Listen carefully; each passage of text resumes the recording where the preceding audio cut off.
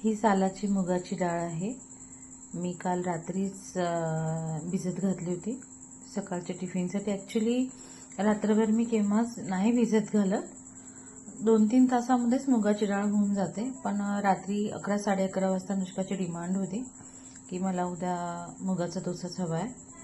त्यामुळे मग 1 वाटी सालाची मुगाची डाळ आहे ही, जी रात्रभर पाण्यामध्ये 2-3 पाण्याने धुवून भिजत ठेवली।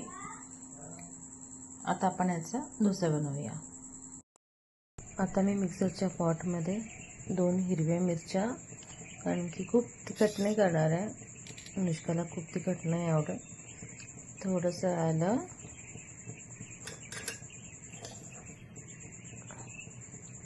एक छोटा चमचा जिरं,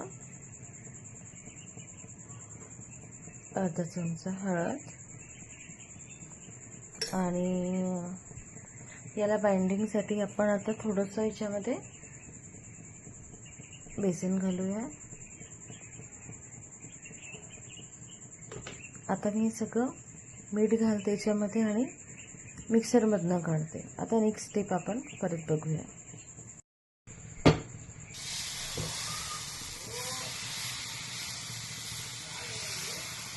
तवा छान तापलेला आहे। आता हेल्दी डोसा तयार। याच्यावरती तुम्ही थोडं चीज पण किसून घालू शकता, मुलांना तुमच्या आवडत असेल तर।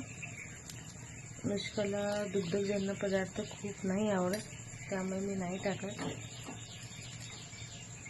असा हेल्दी आणि छानसा ब्रेकफास्ट जर मुलांच्या डब्यामध्ये दिला तर नक्कीच त्यांना आवडेल।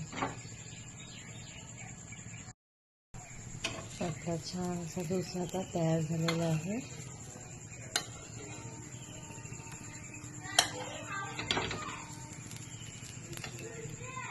बघा,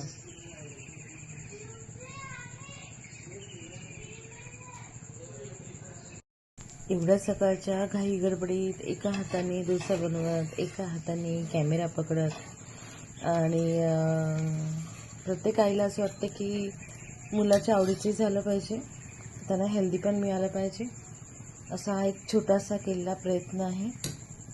होप यू तुम्हाला नक्कीच आवडेल, नक्की ट्राय करून बघा। Bye bye.